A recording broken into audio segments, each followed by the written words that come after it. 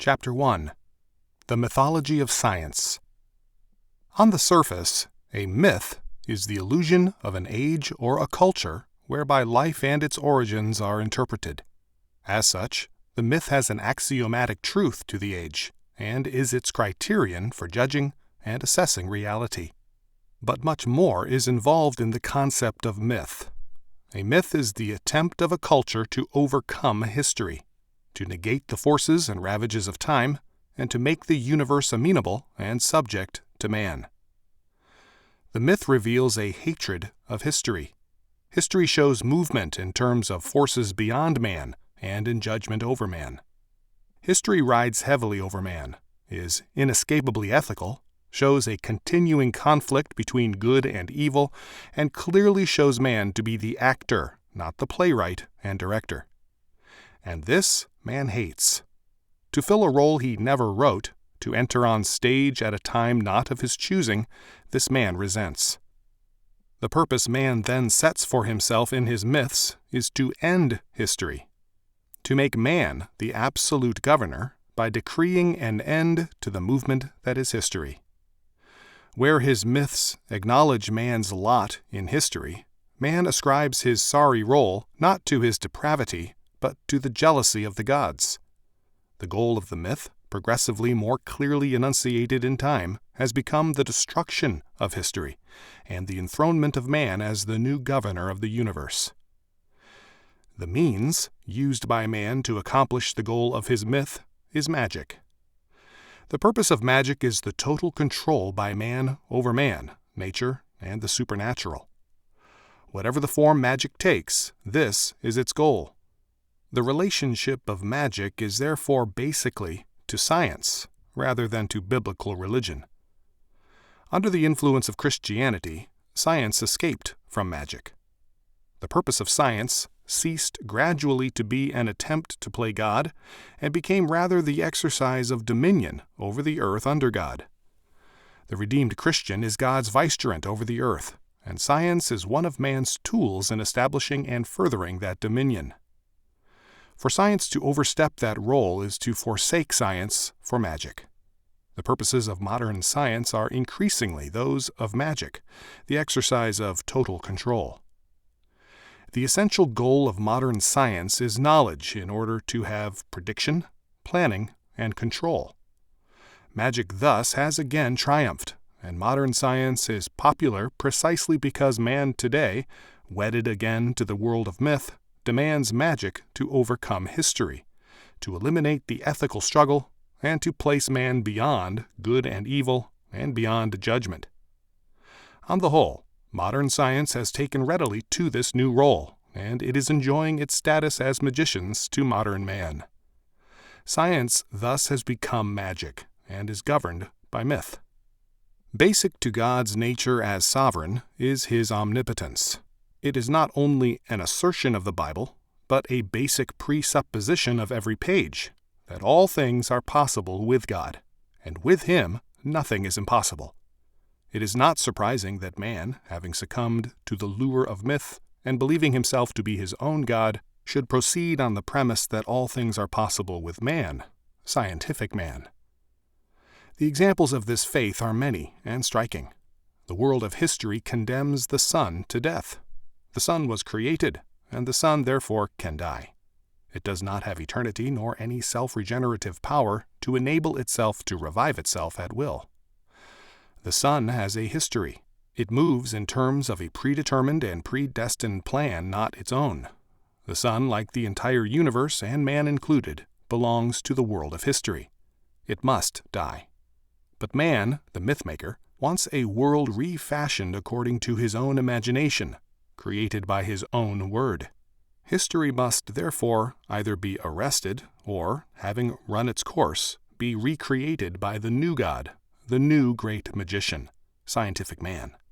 Thus, Kenneth Hoyer, a specialist in planetary astronomy and a fellow of Britain's Royal Astronomical Society, has written, in discussing the death of the sun, quote, "Still another possibility would be to construct our own sun, a source of heat and light which might be suspended in the sky and hold the hovering demons of cold and darkness at bay. This artificial sun would operate by some atomic energy. In the remaining years of grace, man might learn how to run the carbon cycle. Hydrogen, the fuel, is abundant, and other light atoms, such as lithium, are also plentiful sources of energy. With several billions of years of time at his disposal for research, man should be able to develop cheap, abundant, and manageable subatomic power." End quote. If 50 billion years is too long to wait, we can be comforted by the headline writer who informs us that a great future is reasonably close. Quote, "Workless world foreseen by scientist." End quote. Dr. Glenn T. Seaborg, atomic scientist who heads the United States Atomic Energy Commission, spoke of the new world being created by science. Quote, "These systems promise us a way of life that is entirely different from anything man has ever imagined. Up to now, work, labor, employment, or simply occupation, has been a central notion of human existence. There always have been a few people who live well doing nothing, but the idea of almost an entire civilization living well with essentially no one physically working is almost inconceivable to us." End quote. Quote unquote, "Fortunately," Dr. Seaborg adds, "this time is not here yet, because as one of the new gods and judges, he feels most men are not ready for paradise. In God's paradise, man worked, but there was no curse on his work." Seaborg also protects himself by virtually denying his statement. Quote, "All that may change in a workless world is our definition or connotation of the word work." End quote. Such statements by Seaborg as well as by Hoyer are read with simple faith by the members of modern society. They believe in the mythology of science. Scientists are self-consciously asserting that they are in the vanguard of a new renaissance. Dr. Carol P. Haskins, president, Carnegie Institution of Washington, and a member of the Yale Corporation, has written, quote, "It may be no accident that the emergence of science in its modern form occurred contemporaneously with the Renaissance Revolution in political thought and action. And it is that heritage of which the philosophy and methods, not primarily the practical results, of American science must be an important guardian in our nation today." End quote. Haskins sees science as possessing an unusual role in the development and formation of the future. Quote, "Indeed, a striking characteristic of the body of scientific knowledge is the degree to which, in organization and growth, it recalls a developing organism, or, on a larger scale, an evolving population of organisms. Like the society that supports it, the body of science is, in something more than a purely allegorical sense, a living thing." End quote. If the body of science is in something more than a purely allegorical sense a living thing, what is this new, quote-unquote, living thing which now shapes man and the future, the new God of the universe? Another scientist, Dr. Franklin Murphy, Chancellor of the University of California at Los Angeles, believes that we are now witnessing, quote, "the return of Renaissance man," end quote, as a result of the quote-unquote scientific revolution. However, he regards it as, quote, "more of a revolution than a renaissance because it has very few roots in the past, unlike the Italian Renaissance. It's mainly pointed toward the present and the future. It has few historical benchmarks." End quote. The evidences of this revolution are many. The arts reveal it clearly in the willingness of man to, quote, "cast aside his prejudices in terms of what his ears and eyes have been accustomed to hearing and seeing, and begin to examine the arts, himself and his society, with the same degree of freedom which he has given in the past to chemistry and physics. The arts cannot remain immune to the tremendous revolutionary ferment generated by the scientific revolution." End quote. Dr. Murphy saw, quote-unquote, "three major inputs behind this new renaissance or revolution." Quote, "I list three major inputs. First is the death of Calvinism, that set of traditions which said that to live richly in one's emotional life is a dishonorable thing for a man to do. Secondly, the impact of the scientific revolution. It's shaking up everybody's confidence that there are any timeless verities. It's leading to an acceptance of experimentation, That's almost the name of the current game. The third input is the growth of a new open-mindedness, a willingness to look candidly at the old prejudices which we find today in our entire society. All of this is producing what you may call a Renaissance man, what some have called a, quote, man for many seasons, end quote. Of course, he is not being born without a certain amount of friction. People are having a hard time understanding, for instance, the reluctance of the Supreme Court to restrict freedom of expression by rigid definitions of what is obscenity. The court is doing no more than respecting the principles of free speech as written into the U.S. Constitution, end quote. Dr. Murphy's three quote-unquote inputs are basically one, and his statement lacks honesty. Calvinism never held that, quote, to live richly in one's emotional life is a dishonorable thing for a man to do, end quote. On the contrary, this attitude in America came with Unitarianism and Transcendentalism, both anti-Calvinistic movements. Calvinism is a term Murphy uses as a euphemism and evasion of the reality of biblical Christianity, for it would be more open and controversial to ascribe this quote-unquote dishonorable attitude to Christianity. For Murphy, Calvinism does mean the idea of any absolute supernatural law of God. His second input says the same thing, quote-unquote timeless verities, absolute truth, a real right and wrong, good and evil, have been dropped in favor of, quote, the current game, experimentation, end quote. Murphy's third input is men's willingness to accept this scientific revolution against God. There is therefore for Murphy a quote-unquote renaissance, a rebirth of man, because there is no longer any moral and religious law over man. Man, scientific man, has become his own God.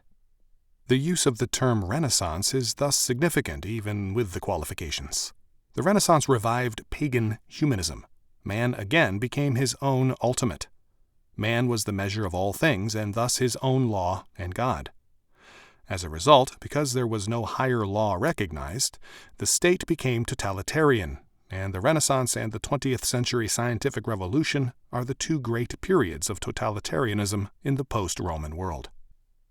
The moral consequences of the Renaissance were relativism and aesthetic individualism. The only law binding man was his own taste.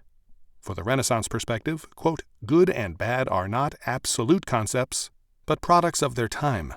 Good is what conforms to its time, what corresponds to actual society. In other words, good usage. Bad is what is out of date, the antiquated, end quote.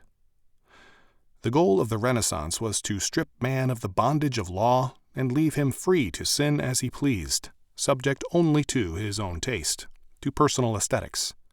This too is Murphy's goal. It is not so much a particular scientific breakthrough in botany, physics, chemistry, or something else. It is to quote-unquote free man from law, God's law, in the name of science, the new area of the gods or man-gods. The mythology of science is the old myth offered to Eve. Ye shall be as God, knowing, that is, determining for yourself, good and evil. Genesis 3:5. This new mythology of science is therefore hostile to the old fact of God. Somehow, God and his world must be disproved. Somehow, too, the evolutionary scheme must be proved. Life on other planets is no mere matter of curiosity with these men. It is a religious hope. When reports indicated that, quote, the surface of Venus has temperatures ranging from 675 degrees Fahrenheit at the equator to 300 degrees Fahrenheit at the poles, end quote, we are told that, quote, lingering hopes that Venus might support life received a blow, end quote. Now, this is curious language for supposedly objective science. Supposedly quote-unquote science and scientists are interested in the results, not in proving a hope and getting at the truth of something, not in making a case. The pleasure should have been in getting some kind of knowledge about Venus, but the knowledge was a quote-unquote blow to lingering hopes. But this is not all. The same issue of Science Digest carried the sad report on Mariner 4's photos under the title Obituary of a Planet. The unhappy story began, quote, Mars is dead, geologically, but not biologically. When the analysis committee saw the clear photos that came in later, they were shocked really beyond belief, and the speculation was confirmed." End quote.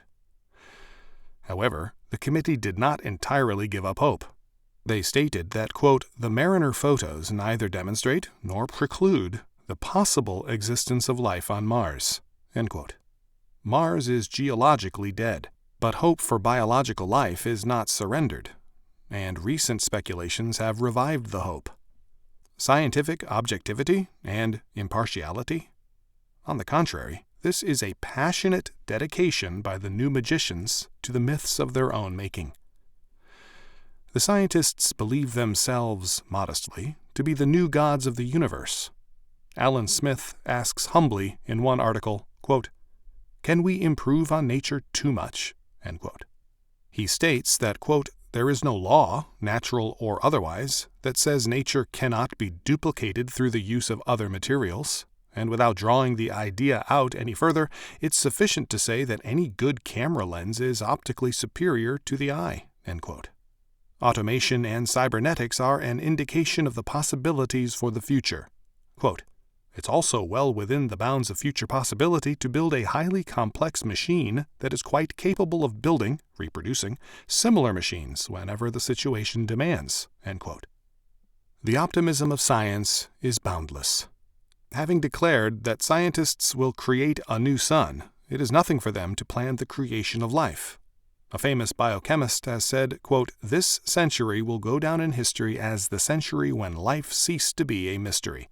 Life is only chemistry. It is complicated, yes, but we no longer have any reason to believe it is beyond human understanding." End quote. There is, of course, no trace of humility in this statement, but it is absurd for gods to be humble. Humility belongs to men. A British scientist has stated, quote, "I feel certain that in another decade or two we ourselves will be able to create life. I no longer find it necessary to believe in God." End quote. Of these scientists, Gunther writes with assurance, quote, "They have found the key to life." End quote. This, then, is the new mythology of man, the mythology of science. It expresses the basic presuppositions of the humanism of the day, so that its absurdities, contradictions, and pretensions have the ring of infallible truth rather than irrational myth. The magicians of every age have been imposing, and their prestige great. Their accomplishments have often been, whether in Egypt, Babylon, or in the modern world, very real, but their foundations are untenable, and their future one of collapse, as the myth breaks on the rocks of reality.